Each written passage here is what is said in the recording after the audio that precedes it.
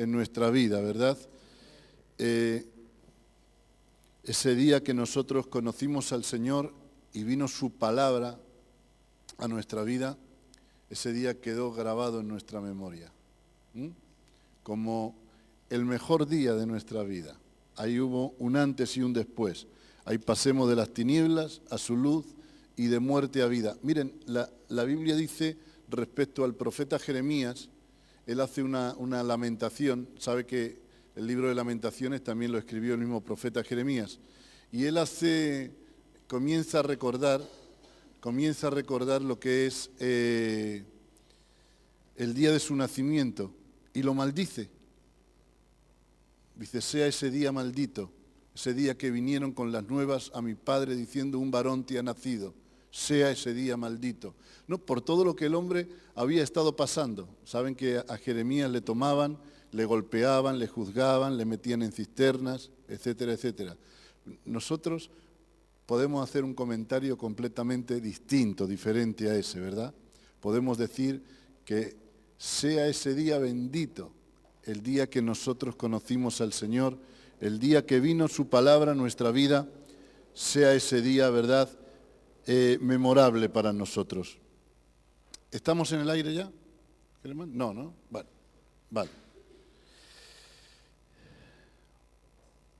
Bueno, hay una palabra que el Señor puso en mi corazón, ¿verdad? Estos días atrás, cuando estuve con el maestro Samuel en Argentina y también estuvimos en Bolivia, una palabra que el Señor me dio, estando en el avión y llegando a Argentina, el Señor me pone una palabra en el corazón y yo ministré esa palabra y la verdad que el Señor nos pudo bendecir muchísimo por medio de esa palabra.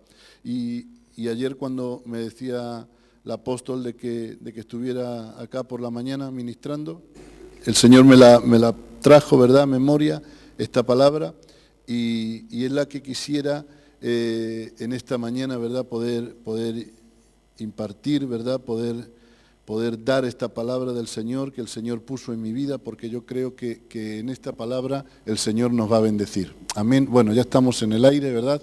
Así que saludamos a toda la hermosa audiencia también que están conectados en la 87.8 en la provincia de Málaga y también en la 94.0 en la provincia de Sevilla y, como no, a todos aquellos que están conectados a través de Internet, ¿verdad?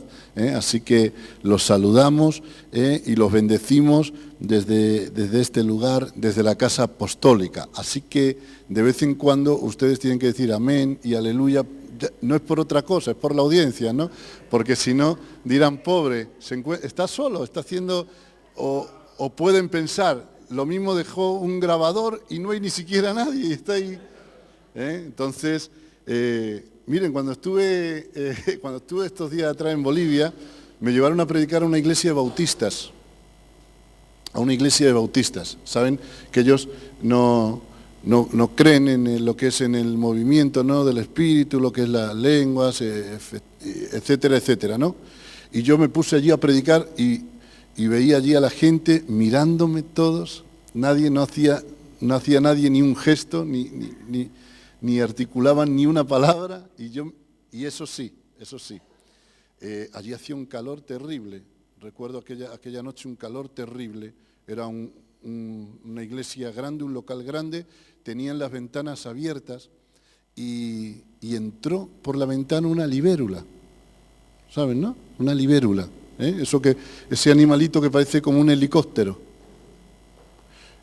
Y se vino por el pasillo, justo yo estaba en el altar, en el púlpito, y venía la libélula y venía como para mí, Digo, nada más que me falta esto. Aquí, el único que voy a decir amén voy a ser yo, pero de terror, no sé. Venía para mí y una de las veces la perdí de vista. Yo estaba pendiente, predicando y mirando para otro lado la libélula, ¿no?, que venía y yo tenía que estar haciendo así. Una de las veces como que desapareció y de momento la vi que se levantaba. ¿Ustedes vieron la película? Claro que la vieron, la de Rambo, cuando salía el helicóptero ese de momento de la nada. Así salía la libélula, qué cosas, Salía de momento, la veo casi como si me fuese a disparar o algo. Terrible. Y encima la gente, nadie se movía, nadie articulaba una palabra. Digo, ¿cómo puede ser esto? Bueno, no, pero... Así que bueno, bendecimos a todos aquellos que están del otro lado también escuchando. Vamos a ir a leer una palabra. Vamos a leer la palabra en Proverbios capítulo 3, verso 9. Solamente lo vamos a tomar este texto como una referencia, porque luego enseguida vamos a ir a un versículo que es el que vamos a desgranar en esta mañana para poder traer lo que el Señor ha puesto en mi corazón.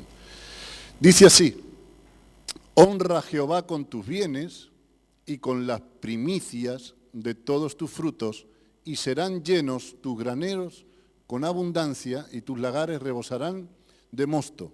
Amén.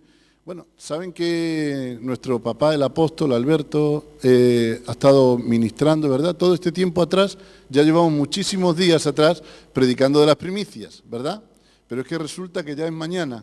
Ya mañana es la fiesta de las primicias, donde vamos a estar acá en este lugar consagrando, ¿verdad?, el año para el Señor. Entonces, creo que aunque se ha hablado muchísimo, y nuestro papá el apóstol ha tomado los textos, le ha dado la vuelta, le ha puesto, ¿verdad?, boca arriba, boca abajo, le volvió a dar la vuelta, le sacó, ¿verdad? Ya no sabemos ni de cuántas maneras nos lo ha cocinado ya, ¿verdad? Nuestro papá el apóstol, de cuántas maneras nos ha cocinado el tema de las primicias, ¿verdad? Nos lo ha hecho a la plancha, al vapor, a la brasa, ¿verdad? Guisadito, nos lo ha hecho al punto, ¿verdad? Pasado de punto, de un montón de maneras. Pero yo quisiera en esta mañana también poder aportar con este tema, el tema de las primicias. Dice así Proverbios 3:9, honra a Jehová con tus bienes,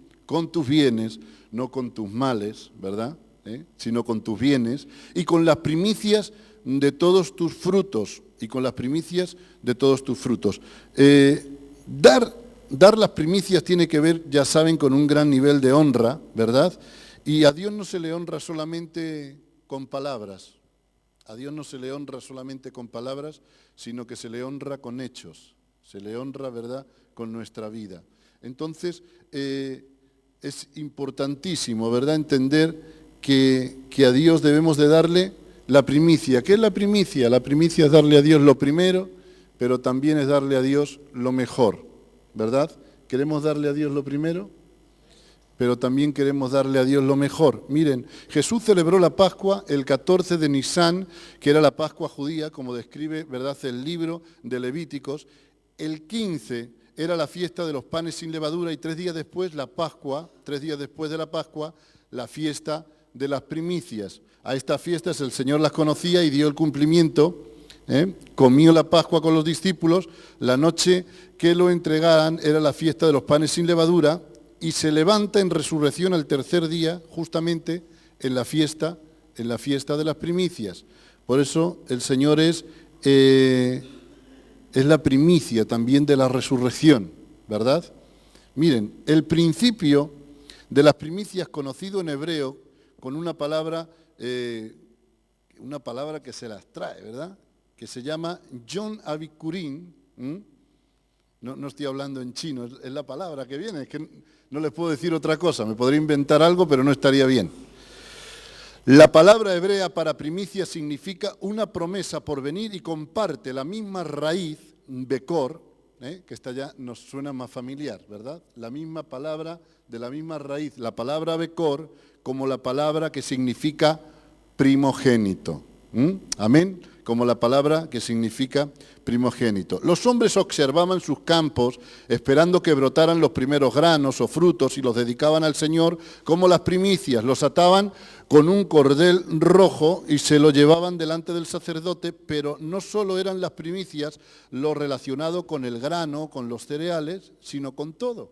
La Biblia nos habla, por ejemplo, también respecto a los animales y nos habla también respecto a los seres humanos, ¿verdad? Respecto a los animales, por ejemplo, encontramos el texto en Éxodo, en el capítulo 13, en el verso 11, vamos a leerlo. Y cuando Jehová te haya metido en la tierra del cananeo, como te ha jurado a ti y a tus padres, y cuando te la hubiere dado, dedicarás a Jehová todo aquel que abriere matriz. Asimismo, todo primer nacido de tus animales, los machos serán de Jehová. Mas todo primogénito de asno redimirás con un cordero, y si no lo redimieres, quebrarás su cerviz. También redimirás al primogénito de tus hijos. Entonces encontramos que primicia era lo primero, era lo mejor, no solamente respecto al grano, al fruto, sino también respecto a los animales y también respecto a los seres humanos. Por eso, primicia significa también lo primero, lo mejor. También primicia, como nos habló nuestro papá el apóstol, es cabeza, es primero, es mayoría, pero también es primogénito. La palabra Bekor, que viene como primogénito, es decir, primero. Entonces, cuando hablamos de primicia, también estamos hablando de un orden de prioridad. Cuando hablamos de primicia, estamos hablando también de la ley del primer lugar. ¿De acuerdo? Entonces, es Dios el primogénito en nosotros, es decir, es Dios el primero en nuestra vida. Nosotros tenemos que entender que el reino y el evangelio es una cuestión de prioridades. Hay gente que antepone las cosas naturales a las cosas de Dios, ¿verdad? Y como bien nos se ha enseñado y hemos recibido, hay gente que pone al Señor, ¿verdad? O pone cosas por encima del Señor y luego quiere recibir del Señor lo primero. Pero miren, nosotros entendemos que si Dios es el primero en nuestra agenda, nosotros seremos los primeros en la agenda de Dios. Esto funciona así, de esta manera. Esto funciona así. Es también la ley de la siembra. De lo que el hombre siembre, eso también segará. Si nosotros posicionamos a Dios en primer lugar, entonces Dios nos va a posicionar a nosotros también en el primer lugar. Por eso la palabra, ¿verdad? Bekor, la palabra Bekor, la raíz, viene como primogénito, es decir, nos está hablando de una posición, de un lugar. Por lo tanto, nosotros entendemos que si Dios no está en el primer lugar, entonces ¿dónde estará? Porque hay gente que dice, yo dejé a Dios en el segundo lugar o en el tercero, pero nosotros entendemos que Dios está o en el primer lugar o no está en ninguno. Dios o está en el primer lugar o no estará en ninguno. Dios es celoso de su pueblo, de su iglesia. Dios no nos comparte con nadie. Pues así Dios también tiene que estar el primero en nosotros. Porque si Dios no está en el primer lugar en nosotros, entonces no va a aparecer en ningún otro lugar. Hay gente que ha querido hacer una mezcla. Bueno, yo estoy aquí, pero al mismo tiempo estoy en el otro lugar, ¿no? Hay gente que quiere mezclar las cosas. Ha habido algo a lo largo del tiempo que Dios ha aborrecido y ha sido las mezclas. Por eso en la Biblia lo hemos reflejado en tantos textos.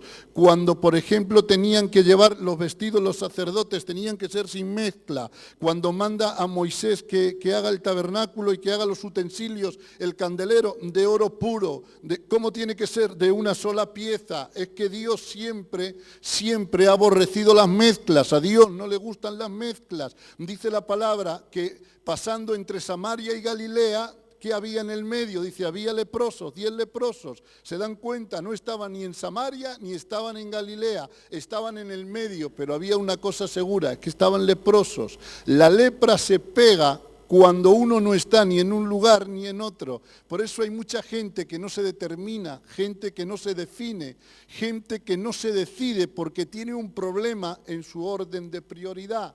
Y quieren mezclar las cosas. Con Dios no se pueden mezclar las cosas. Ante el Señor o prevalece uno o prevalece otro. Israel y Amalek no se llevan bien, ¿lo entienden? La luz y las tinieblas no pueden habitar en el mismo lugar. Jesús y Barrabás no lo podemos tener metidos dentro al mismo tiempo. Tiene que ser uno o tiene que ser otro. Por eso se va a tener que tomar decisiones, determinaciones y saber dónde vamos a posicionar a Dios. O Dios está en el primer lugar o Dios no va a estar en ninguno. Miren, vamos a mirar la palabra en Primera de Samuel, capítulo 5. Vamos a mirar una historia. Primera de Samuel 5. Dice así: cuando los filisteos capturaron el arca de Dios, la llevaron desde Ebenezer a Asdón, y tomaron los filisteos el arca de Dios y la metieron en la casa de Dagón y la pusieron junto a Dagón. Y cuando al día siguiente, o al siguiente día, los de Asdón se levantaron de mañana, he aquí Dagón postrado en tierra delante del arca de Jehová, y tomaron a Dagón y lo volvieron a su lugar. Y volviéndose a levantar de mañana, el siguiente día, aquí que Dagón había caído postrado en tierra delante del arca de Jehová, y la cabeza de Dagón y las 2 palmas de sus manos estaban cortadas sobre el umbral, habiéndole quedado a Dagón el tronco solamente. Por esta causa, los sacerdotes de Dagón y todos los que entran en el templo de Dagón no pisan el umbral de Dagón en Asdón hasta hoy. Y se agravó la mano de Jehová sobre los de Asdón, y los destruyó y los hirió con tumores en Asdón y en todo su territorio. Y viendo esto, los de Asdón dijeron: no quede con nosotros el arca del Dios de Israel, porque su mano es dura sobre nosotros y sobre nuestro Dios Dagón. Miren, por lo menos los filisteos tenían esta revelación. Por lo menos tenían esta revelación. Sabían que el arca y que Dagón no podían estar en el mismo templo, ¿no? ¿Tenían esta revelación o no tenían? Hay gente que, miren, que se congregan de por años y parece que todavía no tienen esta revelación, como los filisteos. Ellos sabían que Dagón y el arca no podían habitar juntos. Hay un detalle, dice que volvieron por la mañana, es decir, que siempre Dios lo golpeó a Dagón por la noche. Qué tremendo, ¿no? Todos en el culto: sí, Dagón, esto te lo ofrecemos a ti como un trofeo, porque has sido tú el que nos entregaste el arca y nos diste la victoria. Se marchan todos a casa, y cuando llegan por la mañana se encuentran que Dagón está postrado. Dice, lo levantaron y lo pusieron en su lugar. Miren qué cosas, hay gente que quiere tener más misericordia que Dios. ¿Se dan cuenta?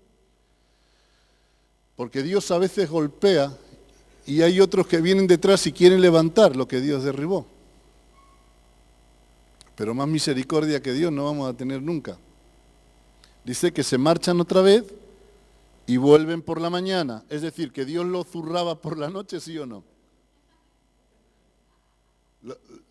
Le arreaba por la noche a Dagón, pero en el templo cuando estaban todos, no. Yo me hice una pregunta, yo decía, hubiese sido mejor en el templo, ¿no? Con todo el auditorio y todos, ¡oh! El arca es más fuerte que Dagón. Pero el Señor me habló, esto lo digo de paso, enseguida volvemos al tema. Dios me habló y me dijo, yo no necesito ejecutar valentías cuando hay auditorios, ni cuando hay gente que ve, sino en la noche, cuando nadie lo ve. ¿Sabe que hay gente que solamente quiere hacer cosas por la obra, pero cuando la gente lo ve? Pero ¿saben ustedes que en el reino funciona al revés? Por la noche, cuando nadie le veía, cuando no había nadie en el templo, es cuando ejecutaba las valentías. Qué tremendo, ¿no? Y ahora, claro, se levantan, lo colocan y cuando vuelven al otro día se encuentran que Dagón tiene la cabeza cortada y las palmas de las manos rotas. Y ellos sacan una conclusión, dice, esto es por causa del arca. Nos va a destruir al pobre Dagón. Tantos años con nosotros Dagón y lo va a destruir. ¿Qué hacemos? Si dejamos el arca, acaba con él. Pero si echamos fuera el arca, entonces nos vamos a poder quedar con Dagón, aunque sea le pegaremos la cabeza, ¿no? Y le arreglaremos las palmas de las manos, pero nos quedamos con Dagón. Ellos entendían que en el templo no podían estar los dos. ¿Saben? Hay gente que estando en el reino todavía no entiende estas cosas.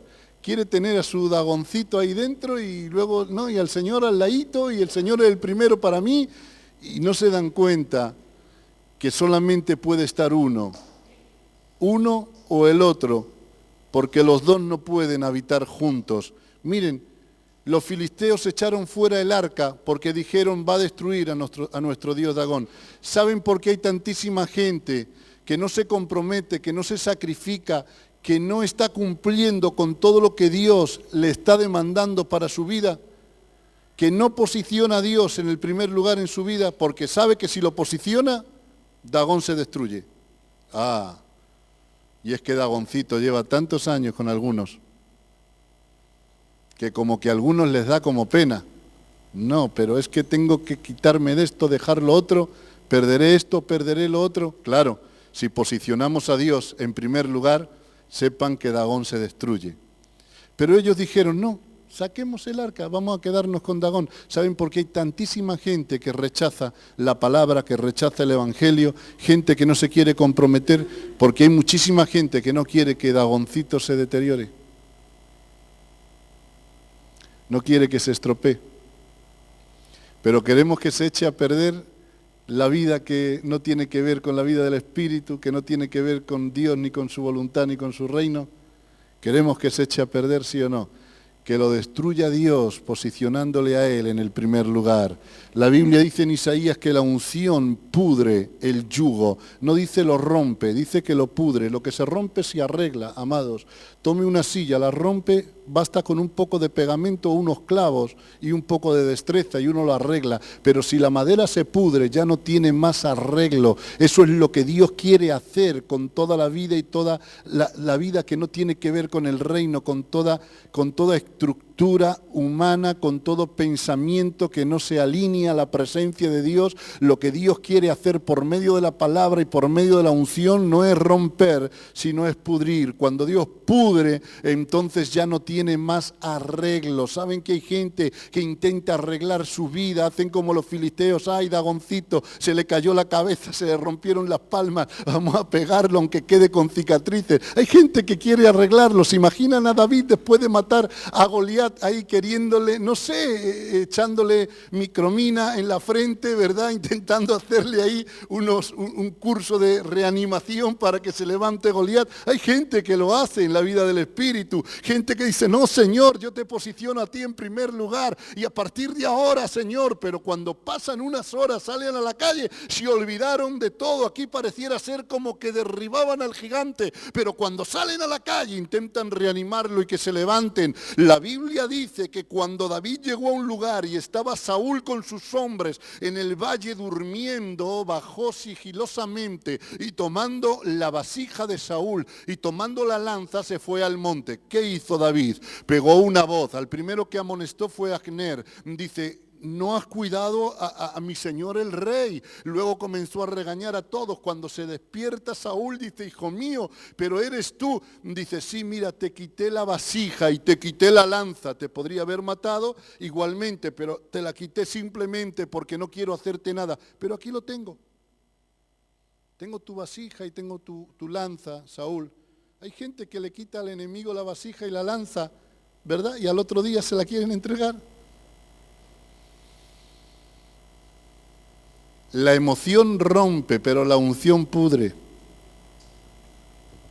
Cuando nosotros posicionamos a Dios en primer lugar, Dagón se deteriora. Bueno, vamos a la palabra que ha puesto el Señor en mi vida, ¿vale? Rápidamente, vamos a ir al texto. Vamos a leer en el Génesis, capítulo 25, verso 32. Entonces dijo Esaú, he aquí yo me voy a morir, ¿para qué pues me servirá la primogenitura? Y dijo Jacob, júramelo en este día, y él le juró y vendió a Jacob su primogenitura. Entonces Jacob dio a Esaú pan y del guisado de las lentejas, y él comió y bebió y se levantó y se fue. Así menospreció Esaú la primogenitura. Todos conocemos sobradamente, ¿verdad? Esta escritura es cuando Isaac tomó por mujer a Rebeca y dice la palabra que ella era estéril, pero Dios le concede el favor, ¿verdad? La gracia, la benevolencia de quedar encinta. Ella se pone en la presencia del Señor y le dice, Señor, y Dios le habla, dice, 2 naciones hay en tu vientre y 2 pueblos serán divididos desde tus entrañas y el mayor servirá al menor. Dice que cuando llegó el momento del alumbramiento nació el primero, Esaú, y detrás de él, agarrado, ¿verdad?, el talón, nació Jacob. Dice la palabra que Esaú era hombre, cazador del campo, pero que Jacob era varón quieto que habitaba en tiendas.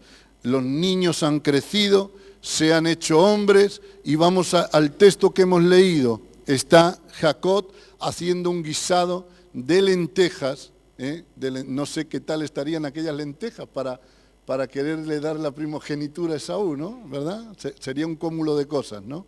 Dice que cuando llegó Esaú venía cansado del camino, y cuando venía cansado dice que se para junto a Jacob y le dice, dame de ese guiso que estás haciendo. Dice, mira, no te doy, te lo cambio. ¿Por qué? Por tu primogenitura. Por tu primogenitura. Está bien, te lo voy a cambiar. Y ahora lanza tres cosas, tres palabras, que es donde nos vamos a parar un poco en esta mañana, que son tres síntomas antes de que un hombre pierda la primogenitura. Tres síntomas. ¿Vieron cuando uno va al médico, no? Porque tienen síntomas, porque detrás de los síntomas, ¿verdad? Hay una enfermedad, hay una infección, hay una dolencia. Y detrás siempre de los síntomas, en la esfera del espíritu, hay también unos síntomas. Y detrás de unos síntomas se manifiesta, ¿verdad?, lo que está escondido o lo que va a venir.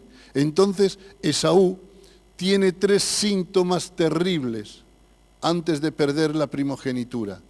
Hay tres síntomas que anteceden para que un hombre pierda la primogenitura, pierda la palabra Becor, que significa primogénito, o deje de posicionar a Dios en el primer lugar. Para que un hombre y una mujer quiten a Dios del primer lugar, hay tres síntomas que se manifiestan. El primero que se manifiesta es el siguiente. Leemos otra vez el mismo texto, el 25 dije. Ahí está, ¿no? Vale. Entonces, cuando llega Esaú, le dice que le dé, y cuando le hace la oferta a Jacob de que se lo cambia, dice, entonces dijo Esaú, he aquí, yo me voy a morir. El primer síntoma antes de perder la primogenitura. He aquí, yo me voy a morir.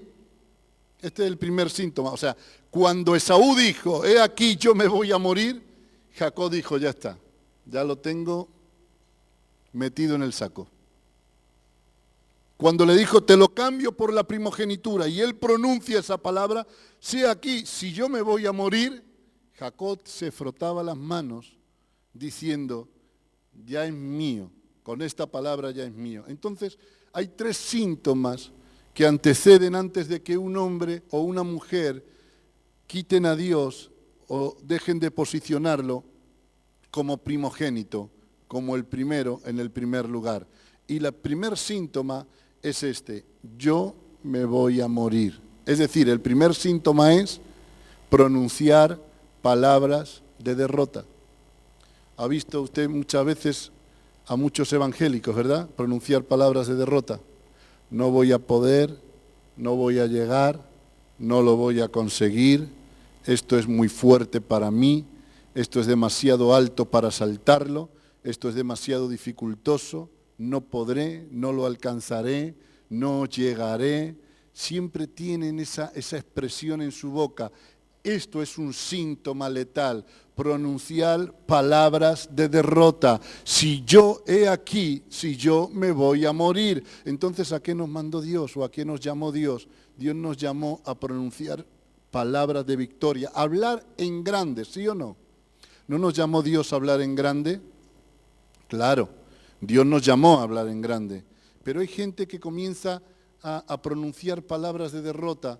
No lo voy a conseguir, no lo voy a alcanzar, no llegaré, esto es muy fuerte. Pero miren, yo les digo que si hay alguien en esa situación, a partir de hoy, a partir de ahora, comience a hablar en grande, porque no va a haber monte que usted no pueda escalar, No va a haber zarzal punzante ni lodazal intransitable por el que usted no vaya a poder pasar. Hay gente que solamente ve la otra parte porque les falta la visión de poder ver a Dios en ese lugar. Hay gente que está como Giezi cuando estaba con Eliseo y diciendo Eliseo, decía Giezi a Eliseo, mira, todos los sirios nos van a matar. Yo me imagino medio llorando de rodillas, este es nuestro final. Y Eliseo con una tranquilidad pasmosa diciéndole, no te preocupes, somos más que ellos. Y él mirándose 1 y 2, pero si no es, no es difícil de contar, somos 2 y ellos son un ejército. Y diciéndole Eliseo, Jehová, Señor, abre los ojos de este ciego para que vea. Dice, y cuando Dios le abrió los ojos, vio que detrás de los sirios había un ejército de ángeles con espadas de fuego en sus manos. Hay gente que solamente ve los sirios, hay gente que solamente ve el panorama negativo, que solamente ve la dificultad. Pero mire, yo en esta mañana le digo que mire con los ojos de la fe, que deje de pronunciar palabras de derrota, que hay un mundo espiritual, un ejército de ángeles que está para luchar a nuestro favor, amados. Ese ejército de ángeles, que miren, hay grandes mandatarios, presidentes que tienen guardaespaldas, ¿sí o no? Tienen esos hombres 2 metros vestidos de negro, ¿verdad? Bajan, les rodean. Miren qué guardaespaldas tenemos nosotros. El ángel Gabriel, el arcángel Miguel. ¿Qué les parece, amados? Fíjense que cuando salimos por la mañana van con nosotros. Amén.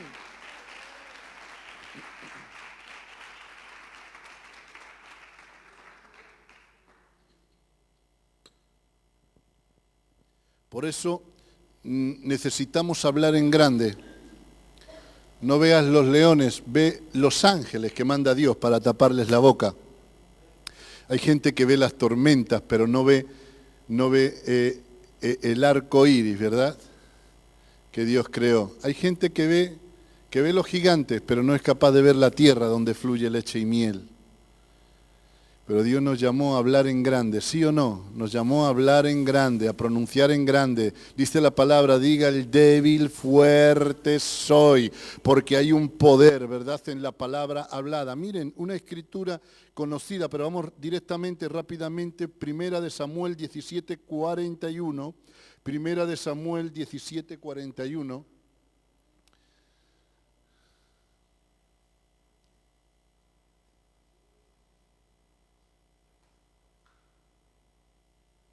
Dice así, y el filisteo venía andando y acercándose a David y su escudero delante de él.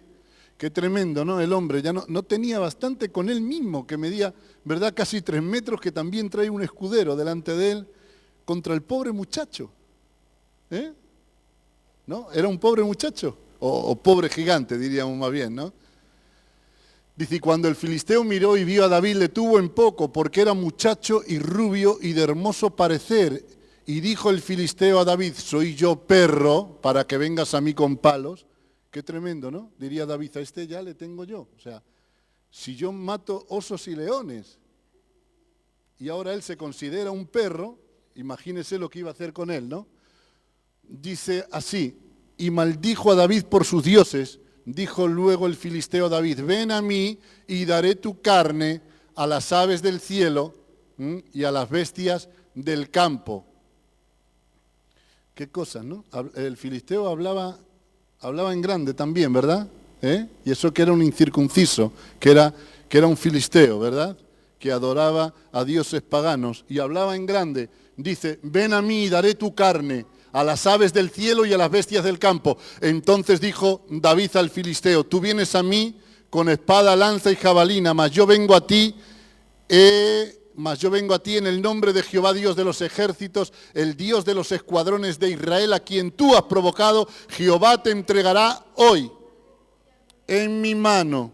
Jehová te entregará hoy en mi mano. Miren, hay gente que vive con el Dios yo era o con el Dios yo seré, pero el Dios que tenemos es el Dios yo soy, es decir, es un Dios de presente. Hay quien se alimenta y se sustenta con lo que hizo en el pasado y otros se esperanzan simplemente en el futuro. Pero amados, tenemos un Dios de presente, sí o no. Tenemos un yo soy que nos llama a que hoy podamos vivir una vida de victoria. Miren lo que dice la palabra. Dice, Jehová te entregará hoy en mi mano, yo te venceré, te cortaré la cabeza y daré hoy los cuerpos de los filisteos a las aves del cielo y a las bestias de la tierra. Y toda la tierra sabrá que hay Dios en Israel. Habló en grande el filisteo, habló en grande. Dice, yo te venceré y daré tu cuerpo. Pero David dice, lo siento, pero tengo una carta más poderosa que tú. Tú estás hablando en grande, pero yo voy a hablar más en grande todavía. Lo que le dice el filisteo es lo siguiente, daré tu cuerpo, pero David dice, pero yo daré los cuerpos de los filisteos a las aves de los cielos. ¿Quién hablaba más en grande? ¿El filisteo o David? El filisteo decía, daré tu cuerpo, pero David decía, yo daré los cuerpos. Miren que hay evangélicos, ¿verdad? Que cuando van a decir una palabra así en grande, como que no se atreven, como que la boca no se les abre, como que lo dicen con miedo. Pero miren, Dios no nos dio un espíritu de cobardía, sino de poder, de amor y de dominio propio. Amén. Amén.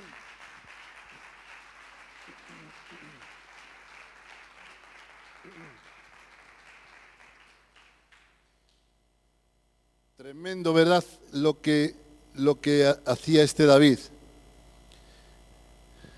Yo daré los cuerpos, decía, y te cortaré la cabeza. Qué tremendo, ya más en grande ya no se podía hablar. Te cortaré la cabeza. Y yo me fijo en David y le veo con una bolsita de pastor y con 5 piedras. Y yo me pregunto y digo, ¿con una piedra no se puede cortar la cabeza? Una pedrada, ¿no? No más. Dice que le dio en la frente. La versión Dios habla hoy dice, le dio entre ceja y ceja. Pero de ahí a cortarle la cabeza, con una piedra, no sé, ¿no? Como no tomé la piedra y comienza a darle ahí. O sea, tampoco era plan de eso, ¿no? Pero él sabía lo que decía, ¿no? Y te cortaré la cabeza. Qué tremendo, ¿no? Cualquiera podía haberle dicho, pero David, si lo que llevas es piedras, no importa, voy a lanzar la palabra. Te cortaré la cabeza. Cuando dice la palabra que le dio entre ceja y ceja, dice, salió corriendo, ¿y dónde estaba? Dice, con la espada del gigante le cortó la cabeza. Usted pronuncie la palabra, hable en grande, que Dios se va a encargar de todo lo demás. Claro. Usted lance la palabra, que Dios le va a respaldar y Dios se va a encargar de todo lo demás. ¿Saben? Miren, cuando una película muy conocida, Ben-Hur, nominada con 11 Oscar, ¿verdad? ¿No? Con 11 Oscar, ¿verdad? Este actor, ¿cómo era? Charlton Heston. Cuando estaba, ¿recuerdan esa escena de la película cuando están en la cuadriga? Es la más famosa, es la que siempre sale, con el caballito, ¿verdad? Y en la cuadriga, en la carrera. Dice que le dijo al director, haciendo el rodaje, le dijo al director, a Cecil, que era el director, le dijo, creo que en la cuadriga me voy a poder mantener, pero tengo serias dudas de poder ganar la carrera. Dicen que el director le contestó, tú mantente en la cuadriga, que de que ganes la carrera ya me encargo yo. Qué tremendo, ¿no? ¿No nos diría algo así el Señor a nosotros? Tú mantente ahí, que de que ganes la carrera ya me voy a encargar yo. Tú lanza la palabra que yo me encargo de que aparezca la espada. Tú dile que le vas a cortar la cabeza, aunque lleves una piedra, que seguro que la espada aparece. Amén.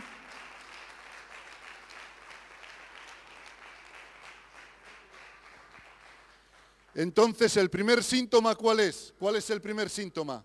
He aquí, me voy a morir. He aquí, yo me voy a morir. El primer síntoma para sacar a Dios del primer lugar es pronunciar palabra de derrota. He aquí, yo me voy a morir. Ahora, vamos de nuevo al texto. 25-32 ¿era?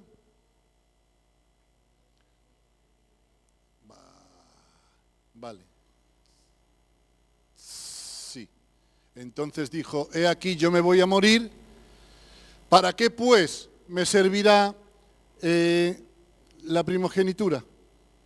Segundo síntoma. Primer síntoma, he aquí, yo me voy a morir. Pronunciar palabra de derrota. El segundo síntoma, ¿para qué pues me servirá la primogenitura? Qué tremendo, ¿no? Fíjese, ¿para qué me servirá? El primogénito, ¿verdad? Que tenía el derecho a la doble porción. ¿Para qué? ¿Para qué? ¿Para qué? ¿Para qué me servirá la primogenitura? Falta de visión y de revelación. Miren, el primer síntoma, pronunciar palabra de derrota. El segundo síntoma, cuando un hombre pierde la revelación y no sabe para qué. Cuando alguien no sabe para qué ha nacido, por ejemplo. Cuando alguien no sabe para qué Dios lo hizo nacer, para qué Dios lo puso en la tierra. Cuando alguien no sabe por qué está aquí. Cuando alguien no sabe cuál es el propósito, el plan eterno de Dios, para qué Dios lo hizo nacer, cuando alguien no sabe por dónde tiene que caminar, hacia dónde va, cuando alguien no sabe cuál es el sueño de Dios para su vida, cuál es su destino profético, le pasa como a Esaú. ¿Para qué pues me servirá la primogenitura? Es decir, falta de luz y falta de revelación. Por eso cuando un hombre o una mujer tiene la revelación y tiene la luz de saber para qué ha nacido, por qué Dios lo hizo nacer, por qué estoy en este lugar, hacia dónde voy, hacia dónde me encamino, a qué Dios me llamó, cuál es mi función. Cuando un hombre y una mujer lo tiene tan altamente claro, es un hombre y una mujer que dejan posicionado a Dios en el primer lugar. Pero cuando el hombre comienza a involucionar y a perder la claridad, la luz, la revelación, entra en la dinámica de Esaú. Me voy a morir y ¿para qué me servirá la primogenitura? No lo sé, ya no sé qué es lo que Dios quiere, ya no sé qué es lo que Dios me está demandando, ya no conozco cuáles son los pasos de Dios, me perdí en las huellas de Dios, desaparecieron y ya no sé cómo dirigirme. Entonces hay algo realmente importante y es la revelación, así como la ignorancia y la falta de luz es uno de los peores enemigos que puede tener el hombre. La ignorancia es uno de los peores enemigos. Imagínense, ¿no?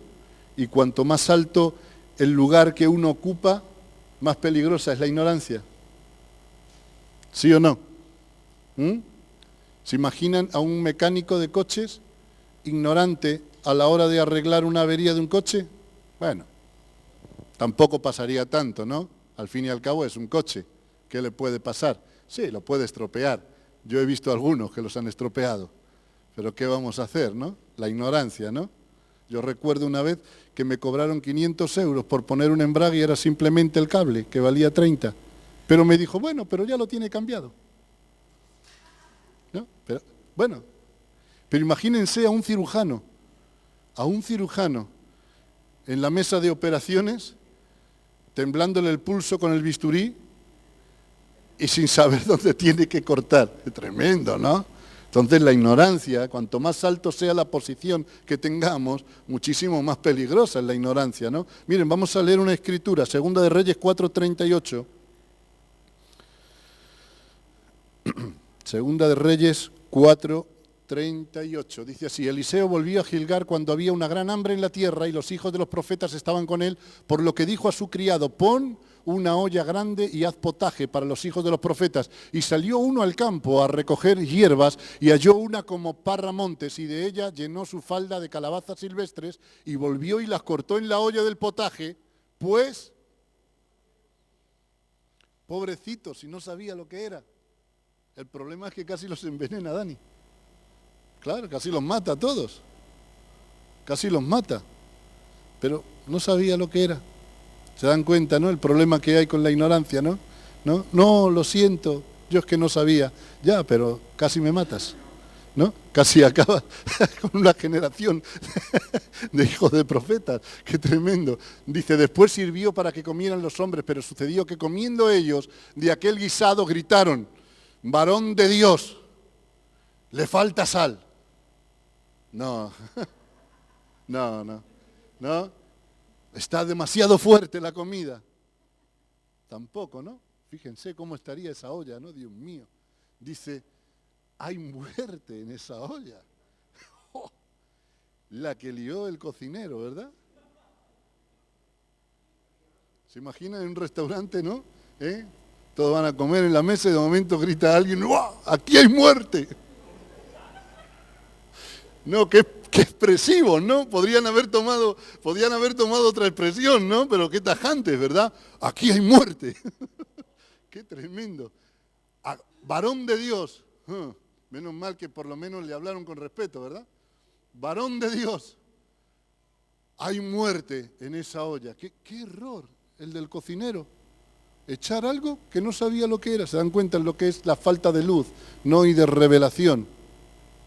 Uno de los fallos que tuvo ese cocinero, ¿saben cuál fue? Miren, estos los que cocinan lo entienden. Cuando están haciendo una comida, ¿no? Uno mete la cuchara, ¿no? Si es una cuchara de madera normalmente, ¿no? Y lo llevan a la boca y lo prueban, ¿sí o no? Lo prueban y entonces saben si necesita un poquito de sal, si necesita echar algún ingrediente más, si la liaron y estropearon la comida, ¿no? Pero por lo menos lo saben, ¿no? La llevan a la boca, prueban la comida. Mi esposa me mira, yo no sé por qué. Y entonces cuando lo prueban, saben si necesita algo, ¿no? ¿Saben uno de los errores de ese cocinero cuál fue? No probó la olla. ¿Probó la olla o no la probó? No. Porque si llega a probar la olla, no solamente hubiese sido un ignorante, hubiese sido también una mala persona, ¿no? Claro. Si llega a probar lo que estaba guisando, hubiese dicho aquí, he metido algo que no es de Dios, fíjate. Aquí he metido algo del enemigo, porque esto no se puede ni probar. Pero ¿saben lo que pasaba? Que pretendía dar una olla sin llevarse él ni siquiera la cuchara a la boca, claro. Y aquello estaba fatal. Decían, aquí hay muerte. ¿Saben que hay mucha gente que intenta dar grandes ollas de exigencia cuando ni siquiera en ellos se lo llevan a la boca y lo prueban? Esos son malos cocineros. Miren, la ignorancia se convierte en un peligro letal, la ignorancia. Pero la luz y la revelación hace que la gente, ¿verdad?, pueda posicionar a Dios en el primer lugar. Bueno, ¿me dejan unos minutos? Segunda de Reyes 4:8.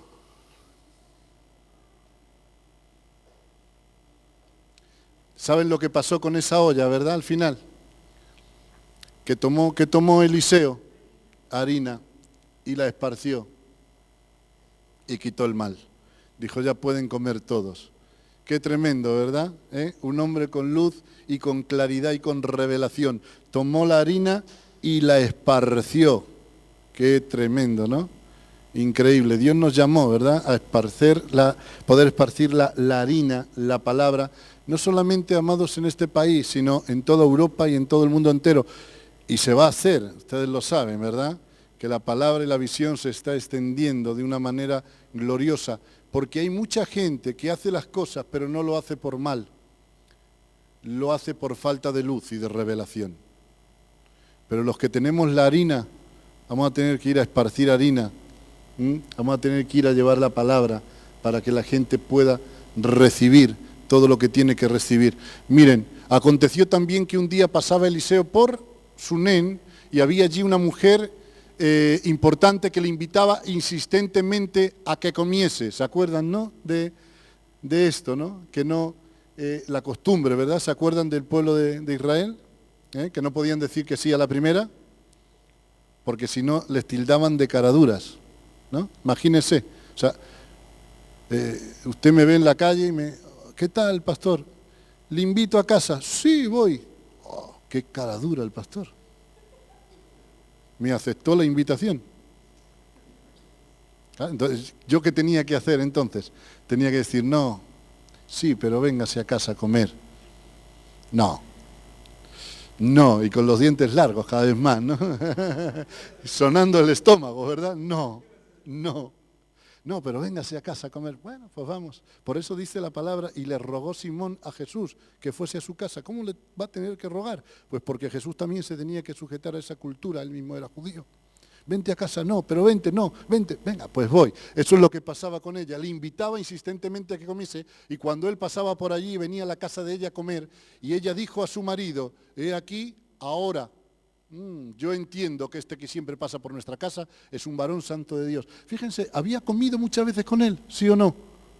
Muchas veces había comido, cada vez que pasaba por allí, iba, le invitaba, estaba en su casa, charlaba con él, hablaba con él, estaba comiendo a la mesa con él, pero la mujer no tenía luz, ni tenía revelación, ni tenía claridad de quién estaba delante de ella, hasta que llega un momento que dice, ahora yo entiendo, ahora, después de estar 1.500.000 veces comiendo con él, pero bueno, ahora yo entiendo que este es un varón santo de Dios. Ahora lo entiendo. Por fin he estado mucho tiempo comiendo con él, hablando con él y no lo entendía. Por eso, miren, para poder abrazar la visión, no hay un tiempo determinado para poder entenderla. ¿Cuándo la puedo entender, pastor, la visión? ¿Qué necesito? ¿1 mes, 2 meses, 3 meses? Al año. Al año la recibo y la abrazo, ¿no? Al año se revela, ¿no? Miren, esto no tiene tiempo. Por eso hay gente que se congrega, que puede llevar 5, 6, 10 años y jamás se les reveló la visión. Y siempre andan en un conflicto, están frustrados, miren qué cosas, ¿no? Cuando la visión no se revela en la vida de un hombre, de una mujer, queda peor, aunque cuando vino, porque queda con un montón de interrogantes, de preguntas, frustrado, que no conoce nada, que no entiende nada, y sin embargo hay otros que llegan y desde el primer día reciben por revelación, lo abrazan y comienzan a crecer. Por eso lo vemos reflejado en la palabra, que Elí era viejo y el hombre no veía nada, fíjense, confundía a una persona que estaba derramando el alma con que estaba ebria. Y sin embargo Samuel, que era un niño, ya recibía las últimas revelaciones. Iba el viejito y le decía, ¿qué es lo que te dijo Dios? ¿Cuáles son las últimas noticias del cielo? Y Samuel, Dios me habló. Un niñito pequeño, pero miren qué cosas, ¿no? ¿Cómo puede ser? También ocurre dentro del reino. Gente que lleva mucho tiempo, pero no tiene revelación, luz ni claridad. Y otros como Samuel, pequeñitos que acaban de llegar, pero se les reveló la palabra, se les reveló el propósito, se les reveló todo lo que Dios tenía para su vida. Y esta mujer habló durante mucho tiempo, pero cuando ya llegó a entenderlo, dijo, ahora yo entiendo. ¿Qué hace cuando lo entiende? ¿Cambia su vida o no cambia su vida? ¿Saben por qué hay muchas vidas que no cambian? Porque no entienden. Muchas vidas no cambian porque no entienden. No hay luz ni revelación en su vida. ¿La luz y la revelación cambian la vida o no las cambian? Dice, ahora yo entiendo que este varón que siempre pasa por nuestra casa es un varón santo de Dios. Yo te ruego que hagamos un pequeño aposento de paredes. Lo primero que hace la mujer es ir donde el esposo y darle la revelación que ella ha recibido para que los dos se puedan nivelar. Porque entiende que si los dos no están a la misma estatura, no van a poder conseguir nada. Pero cuando le vuelca la revelación, dice, hagamos un pequeño aposento de paredes. Qué tremendo, ¿no? Lo que trajo la luz y la revelación a esta mujer. Lo primero que hace, comienza a invertir, ¿sí o no? Dice que le dice a su esposo, hagamos un pequeño aposento de paredes. Miren, seguimos leyendo. Yo te ruego que hagamos un pequeño aposento de paredes y pongamos allí cama, mesa, silla, candelero, para que cuando él viniere se quede en él. Es decir, vamos a invertir. ¿Saben por qué hay muchísima gente que no invierte en el reino, que no invierte en el hombre de Dios, que no invierte ni siquiera en su propio llamado, que Dios lo llamó? Porque todavía no lo han entendido. Porque cuando viene la luz y la revelación al espíritu de una vida, entonces inmediatamente una de las primeras cosas que ocurre es que comienzan a invertir. Dice, ahora yo entiendo, ya está, lo tengo claro, tengo la revelación. Va donde su esposo, le vuelca la revelación y dice, vamos a hacer un pequeño aposento de paredes, vamos a invertir, venga, invirtamos tiempo, invirtamos finanzas, vamos a invertir, dice, y levantaron un pequeño aposento de paredes, y dice, pongamos mesa, silla, cama, candelero, es decir, cosas de primera necesidad, ¿sí o no? Se necesitaba una cama, por supuesto, una silla también, una mesa, claro, un candelero, claro que sí. Miren que no puso en la habitación, pongamos unos adornitos en la pared, fíjense, vamos a poner unos corazoncitos diciendo, bienvenido, te amo, Eliseo. Gracias por estar aquí. Pongamos unos ositos de peluche en la cama y unos corazoncitos en rojo. No, miren, fíjense, es que hay gente que vive todavía con un evangelio romántico, ¿sí o no? Gente que vive con un evangelio romántico. Ay, qué hermoso, que nos damos un abracito, un besito, todos juntitos, pero cero revelación, cero claridad, cero propósito, no saben hacia dónde ir. Pero miren, una de las cosas que la mujer pudo obtener cuando recibió la revelación es que se volvió altamente eficaz.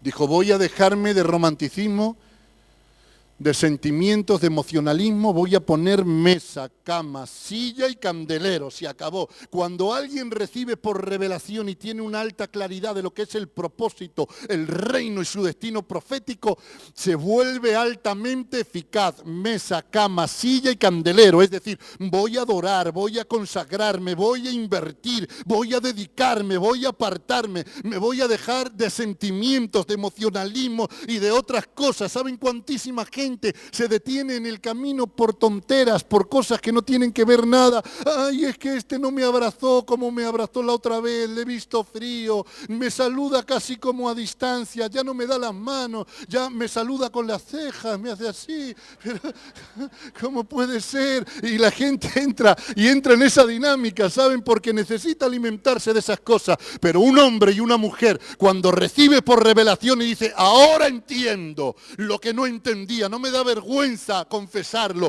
que le vi muchas veces y no lo entendí, pero ahora lo entiendo. Y como ahora lo entiendo, voy a invertir, levantaré un aposento de paredes y me volveré altamente eficaz, me dejaré de tonteras, de que si me saludan o no me saludan, de que si me llamaron o no me llamaron, de que si me dijeron o no me dijeron, de que si esto ni lo otro. No, mesa, cama, silla y candelero, a adorar, a orar, a consagrarme y apartarme. Amén.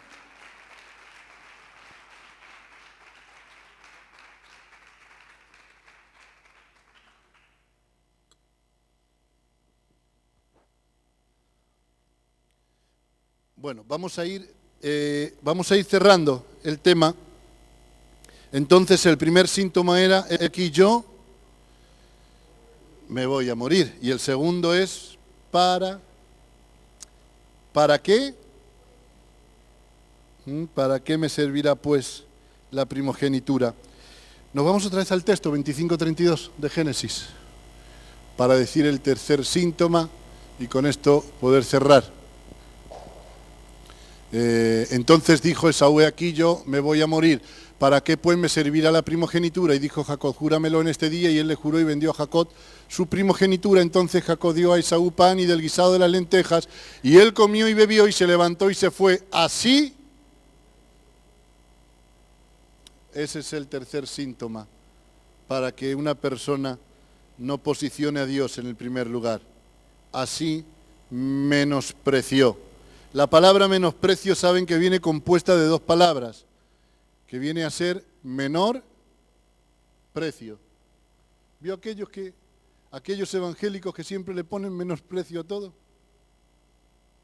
Le ponen menor precio a la iglesia, le ponen menor precio al hombre de Dios que está al frente, le ponen menor precio a los hermanos y llegan a ponerle menor precio incluso a aquel que no tiene precio. A Dios mismo le ponen también menor precio. Entonces, el tercer síntoma es gente que dejó de valorar y de honrar no solamente a Dios, sino también a su cobertura, a sus padres del alma. Gente que dejó de honrar y gente que dejó de valorar. Dice, y así menospreció. Y así menospreció. Entonces, tristemente vemos, ¿verdad?, que hay mucha gente que dejó de honrar, dejó de valorar y comenzó a menospreciar, ¿verdad? Comenzó a menospreciar todo lo que Dios le había entregado. Miren, lo que Dios nos ha puesto en las manos es algo glorioso. Vamos a honrar. Miren, lo que a nosotros nos parece interesante y que realmente tiene importancia, eso lo honramos. Esaú menospreció y por eso dijo, un plato de lentejas, vale, está bien. Dice, y así menospreció. ¿Necesitamos honrar a Dios, sí o no? Necesitamos honrar a Dios. ¿Cómo lo vamos a honrar? Con nuestra vida, con nuestro tiempo, con nuestra dedicación, con nuestras finanzas, con nuestra casa. Queremos honrar a Dios. A Dios no se le honra ni se le adora. Hay gente que dice, fui a adorar a Dios y lo relacionan con que estuvo en la iglesia, en la reunión y levantó las manos y le adoró. Miren qué cosas, ¿no? Honrar a Dios y adorar a Dios va mucho más lejos que todo eso. A Dios se le honra con la propia vida, con mi propio cuerpo y también en alma y en espíritu. A Dios se le honra cuando nosotros honramos también a nuestros hermanos y honramos también a la iglesia y honramos al hombre, ¿verdad?, que Dios ha puesto para que sea nuestro Padre, nuestra cobertura. Miren, 2 de Samuel 6:16, y con este texto yo creo que voy a terminar. 2 de Samuel 6:16. Cuando el arca de Jehová llegó a la ciudad de David, aconteció que Mical, hija de Saúl, miró desde una ventana y vio al rey David que saltaba y danzaba delante de Jehová y le menospreció en su corazón. ¿Saben lo que le pasó, no, a Mical?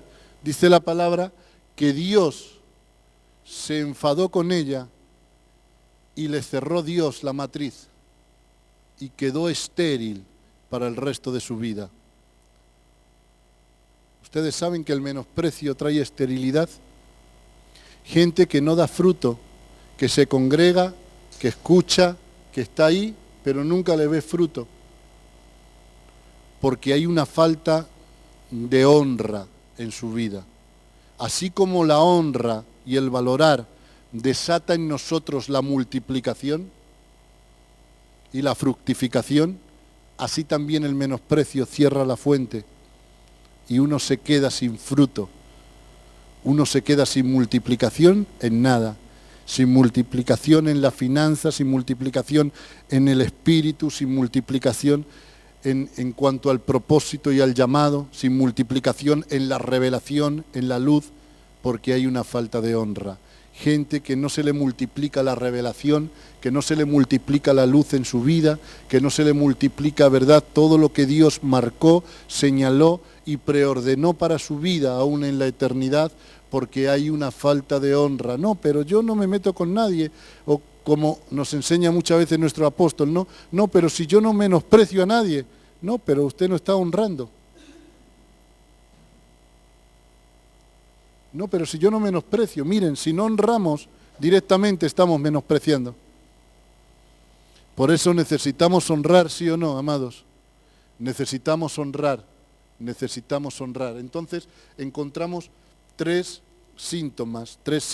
Hemos hablado de la palabra Becor como primogénito, como posicionarlo en el primer lugar. Pedro decía, es bueno para nosotros que estemos aquí, Señor. Vamos a hacer 3 chocitas, 3 cabañitas, 3 enramadas, una para ti, otra para Moisés y otra para Elías. Dice, aun cuando estaba hablando, Dios no lo dejó ni terminar. Dice, estaba hablando y vino una nube y los cubrió, le cortó la palabra a Dios. ¿Le cortó la palabra, sí o no? Dice, mientras estaba hablando. A muchos Dios les corta, porque no entienden que Él tiene que ser el primero y hay que honrarlo.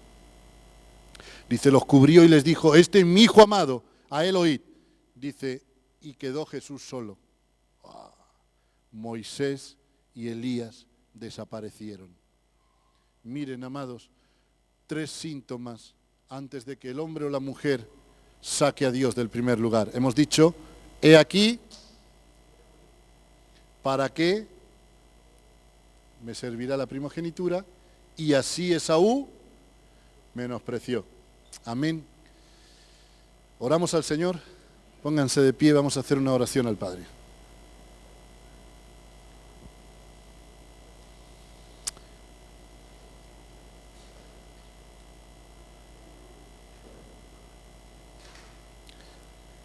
Levante su mano, por favor, y vamos a honrar al Señor.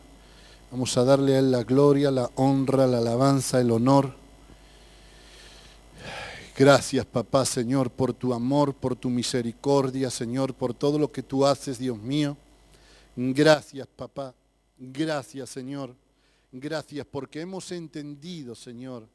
Hemos entendido que tú eres el primero, que tú eres la cabeza, Señor, que tú eres el primogénito, Señor, y vamos a honrar más que nunca, Señor, todo lo que tú has puesto en nuestras manos, papá. Gracias, Señor, aleluya. Gracias, Señor, por todo lo que tú haces, Señor, en nuestro medio. Gracias, Señor. Queremos en esta mañana, Dios mío, decirte que nuestra vida te pertenece, Señor. Venimos al altar, Señor, y nos atamos al altar en señal, Dios mío, de que hemos entendido por revelación, Señor, todo lo que tú tienes para nuestras vidas, Dios mío. Hemos entendido por revelación, Señor. Hemos entendido delante de quién estamos. Y por eso queremos invertir, Señor.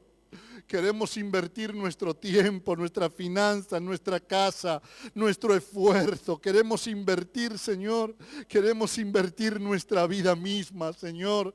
Porque ahora, Señor, entendemos todo lo que tú tienes para nosotros.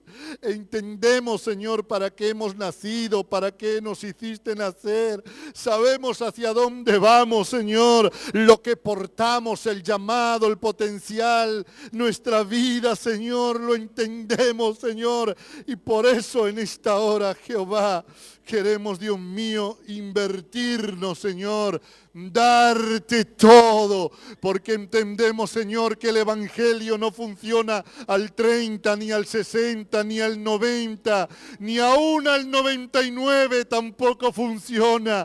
El Evangelio funciona al 100%, Señor. Gente que no les funcionó el Evangelio nunca, porque no dieron el 100% de sus vidas. Oh, Señor, pero tú eres así, Señor. Tú te has dado al 100% por nosotros y ahora demanda, Señor, que demos el 100%.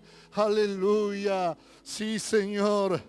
Oh, gloria a Jesús. Aleluya. Si hay alguna persona que quiere pasar adelante al altar y levantar sus manitos, amén, porque deciden invertirse para el Señor, para el reino, porque han entendido por revelación, han tenido la claridad de la palabra y quieren tomar, aleluya, una decisión, ¿verdad? En esta mañana deciden, aleluya, invertir su propia vida para el Señor. Entienden, aleluya, que en el templo solamente puede haber uno y antes que rechazar el arca, rechazamos a Dagón, rechazamos todo lo que no viene del reino, ni del Padre, ni del cielo. Aleluya. Oh, Semdana Masaya.